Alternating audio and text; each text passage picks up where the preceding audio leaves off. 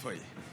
E eu acho que é uma oportunidade aqui muito legal que a gente convidou o Tota para contar para vocês um pouco do estado de RWAs, né? O que já foi feito, o que não foi feito, como que lá fora se olha, né? Onde os outros produtos que estão disponíveis aí.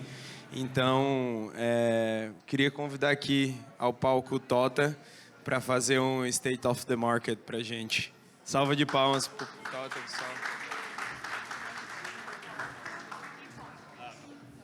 Muito obrigado, meu querido. Obrigado.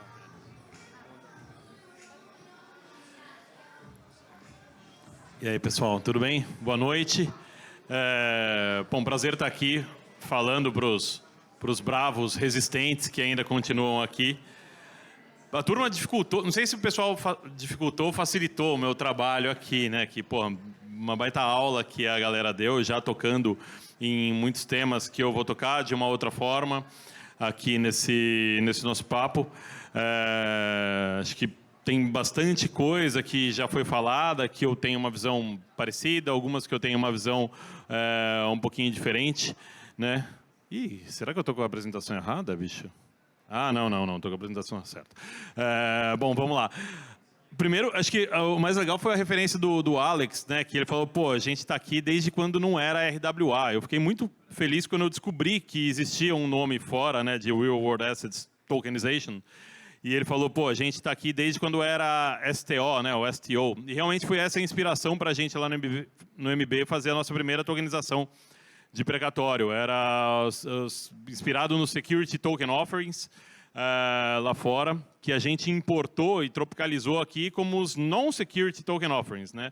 A gente procurou justamente essa outra via que o Quintão mencionou, né? Ele falou, cara, a gente sabe o que não pode fazer, ou pelo menos o que não dá para fazer agora com uma carga regulatória muito grande. Se eu for oferecer security, seja na forma tokenizada, seja na forma tradicional, eu vou ter que carregar uma carga regulatória gigantesca que eu não vou dar conta no momento de mercado que a gente vivia lá de 2018 para 2019. E aí a gente procurou justamente o que não era valor mobiliário, né, outros ativos financeiros, começamos com precatório, depois fomos para consórcio, recebíveis, tokens de futebol, enfim. E justamente procurando desviar de alguma forma, né, e viver nessa zona cinza que a gente que está no mundo cripto é tão hábil, né? A gente acaba ficando bom, né? E a gente fica confortável nessa zona mais ou menos assim. Você não sabe exatamente como pode, se pode, mas você vai trabalhando muito, né? Um trabalho muito com boas teses para você conseguir encaixar a sua oferta no que existe em termos de regulação, né?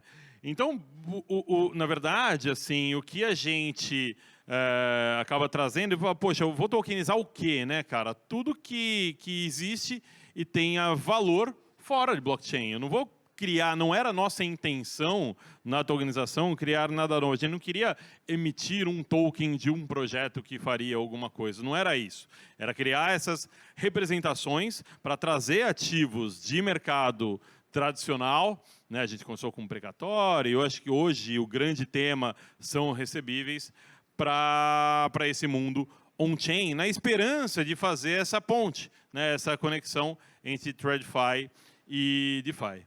Mas por quê?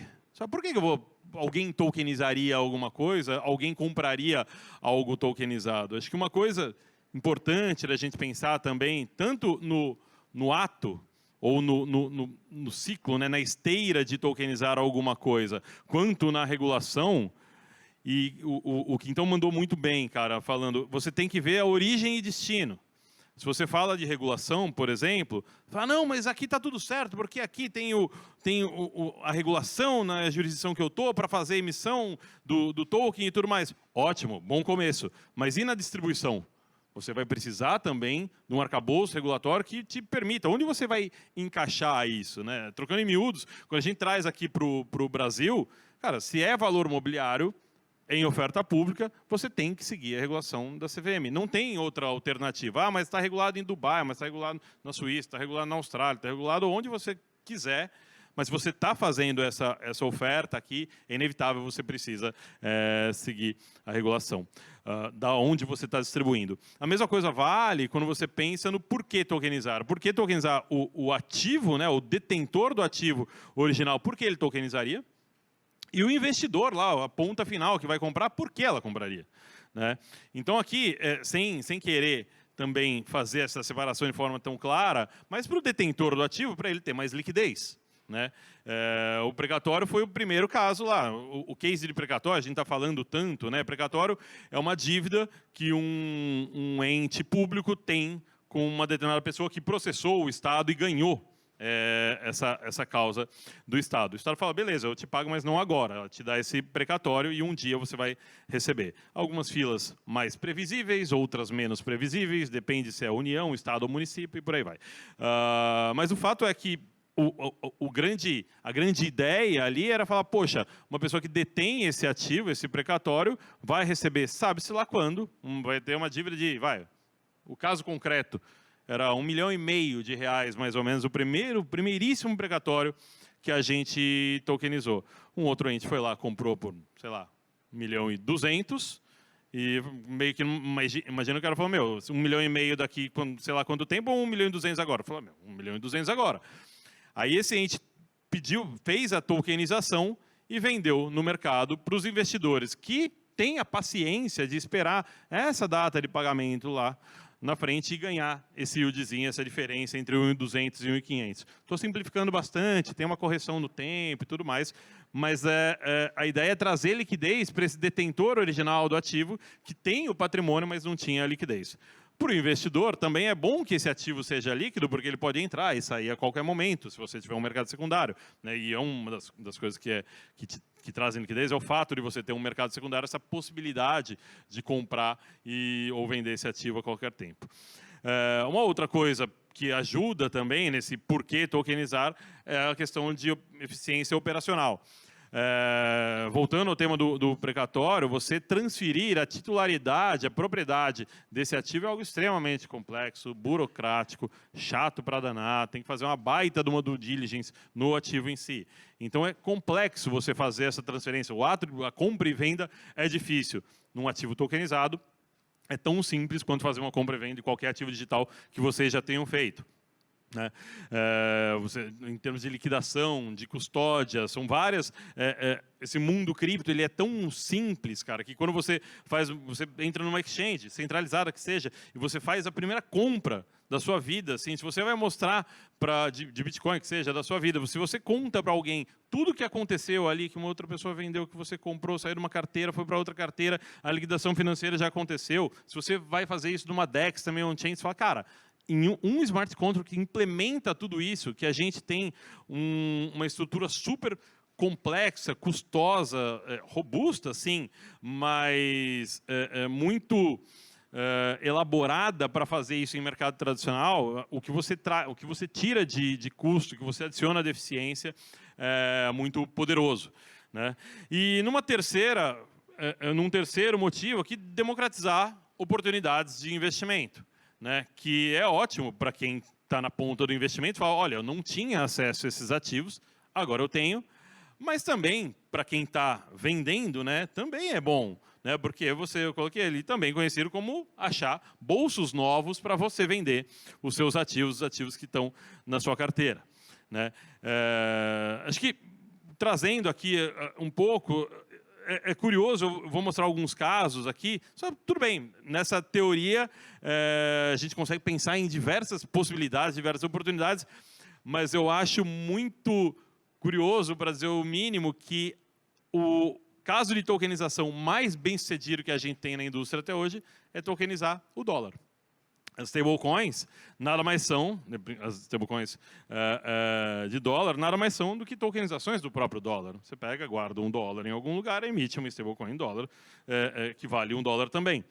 Né? Você tem hoje 150 bilhões de dólares de valor de mercado só em tokenização de dólar.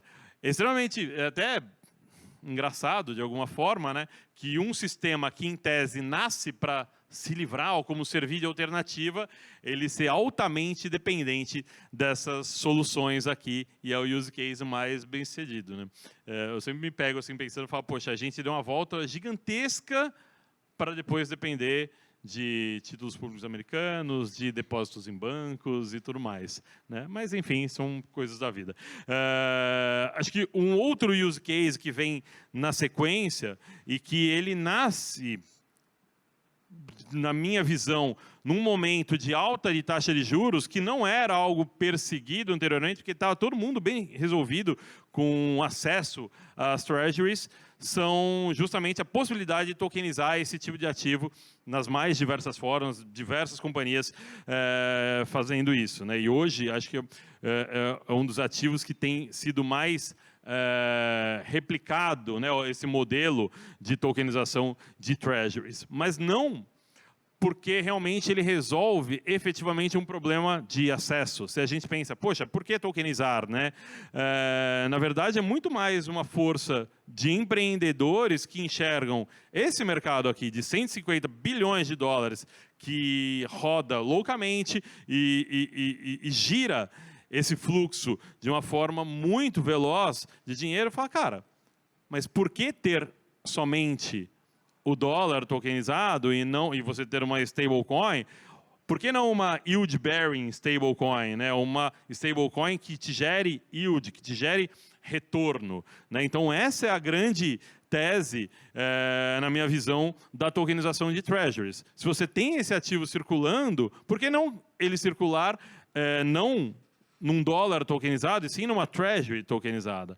Ainda bastante incipiente em termos de valor de capitalização de mercado, mas extremamente promissor, porque o mercado endereçável imediato é justamente uma parte significativa desses 150 bilhões.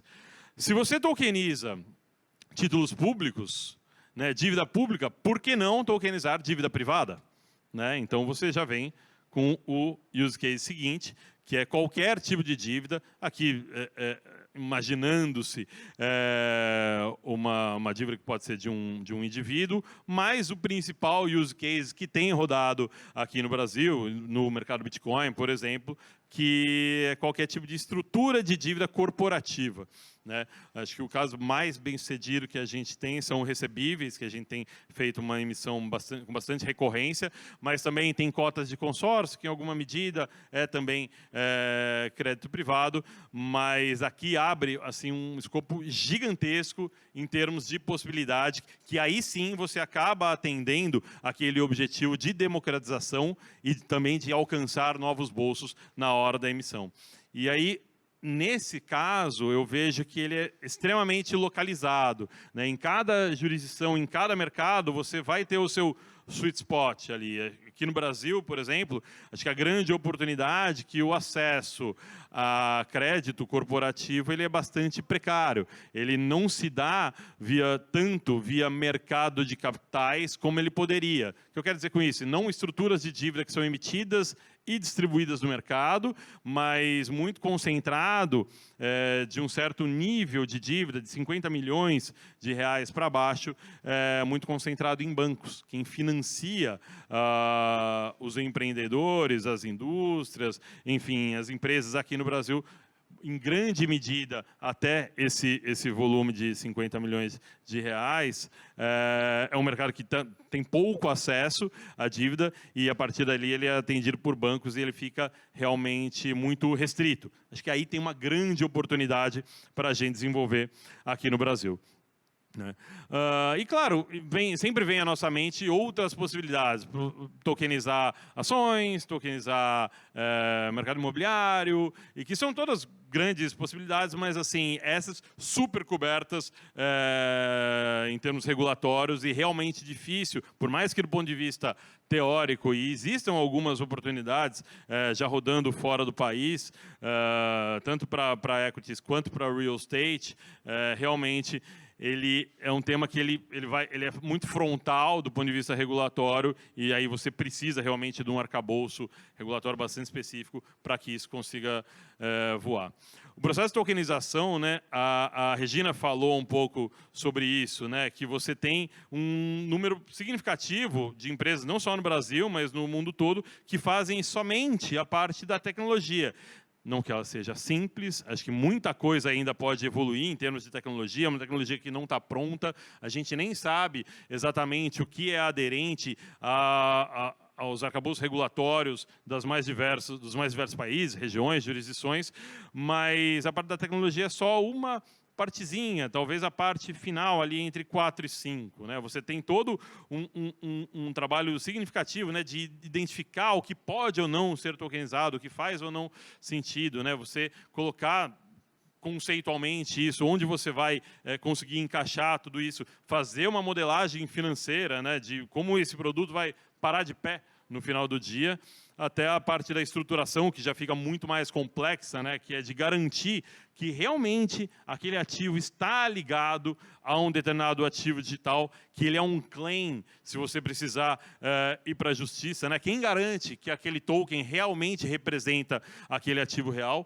é algo que não é exatamente simples e não está pronto até a implementação da tecnologia e tudo mais. Mesmo assim, é um processo que ele é muito mais rápido e eficiente quando comparado com o que a gente tem em mercados tradicionais, depois que já vira uma esteira prontinha. Né? Até hoje, aqui no Brasil, o que foi tokenizado, né? Além dos precatórios ali no último quadrinho, né? Contratos de energia, dívida corporativa, recebíveis de cartão de crédito, aqui o consórcio, que eu sempre tenho uma dificuldade extrema de falar consórcio quando eu estou falando em inglês, mas aqui é consórcio, estou falando para um público que fala português, então fica muito mais simples, todo mundo sabe, todo mundo cansou de ver a Demicon na TV, que pelo menos quem assiste ESPN vê bastante propaganda lá do Tadeu Schmidt. Recebíveis, em geral, que são, a gente pode colocar como a Fernanda estava falando, desconto de duplicatas ou estruturas parecidas, e também, novamente, os precatórios. Além de outras coisas, eu gosto muito, não coloco aqui, mas os tokens, os recebíveis de futebol, do mecanismo de solidariedade da FIFA, ele é um investimento um tanto quanto exótico, mas eu acho muito divertido falar que quando o Neymar foi vendido para o Al Hilal, isso disparou um pagamento para token holders. E é muito lúdico, né? Porque todo mundo conhece o Neymar, todo mundo sabe que ele foi para a Arábia, apesar de ele não estar jogando, mas o pagamento de fato aconteceu. Foram 6 milhões de reais pagos para os token holders por conta dessa transferência até agora. E foi só o primeiro pagamento que foi feito. Onde a gente está nesse mapa, né? Aqui é uma lista lá da RWA.xyz, que a gente o mercado Bitcoin estaria na 4ª colocação como a maior tokenizadora do mundo, e a Credix em 5º. Né? O ponto é que, se por um lado eu fico muito orgulhoso de ter tokenizado tanto e ser tão relevante assim globalmente, por outro lado, você fala, cara, cadê o resto? A gente falou um pouco no painel anterior sobre mercado americano. Se o mercado americano estalar o dedo, isso cresce de forma absurda. Mas essa pressão regulatória que tem rolado nos Estados Unidos tem impedido que as iniciativas se desenvolvam e atraiam tanto capital quanto elas poderiam. Né? E para fechar, para mim, essa é uma ilustração que, infelizmente, eu tenho usado há uns bons 2 anos, que para mim ela retrata precisamente o que é a regulação de digital assets, não só aqui no Brasil, mas no mundo todo. A gente tenta marretar o tempo todo, não encaixa. Mas a gente tenta mesmo assim. E não tem problema, vamos continuar tentando. Mas até recentemente a CVM falou, poxa, usem a CVM 88 para fazer a tokenização. A gente fez. O mercado Bitcoin, 2 semanas atrás, lançou a sua primeira oferta de ativos tokenizados usando a CVM 88. Mas não foi feita para isso. A gente precisa caminhar, a gente precisa evoluir, a gente precisa do entendimento do regulador, e isso a gente tem tido realmente portas abertas, mas é uma discussão complexa, difícil, com diversos outros stakeholders também, mas a gente é persistente. E a gente, eu não digo nem só o mercado Bitcoin, acho que toda essa sala e toda essa indústria aqui local, acho que a gente... Eu tinha um chefe que ele falava, se não fosse difícil, não precisava da gente. E eu tento me inspirar nisso a cada dia para que a gente consiga aparar um pouquinho as arestas desse nosso pentágono ali, mas também arrumar um pouquinho esse círculo para que a gente consiga fazer as coisas se encaixar e que isso aconteça o mais rápido possível. É isso, pessoal. Obrigado.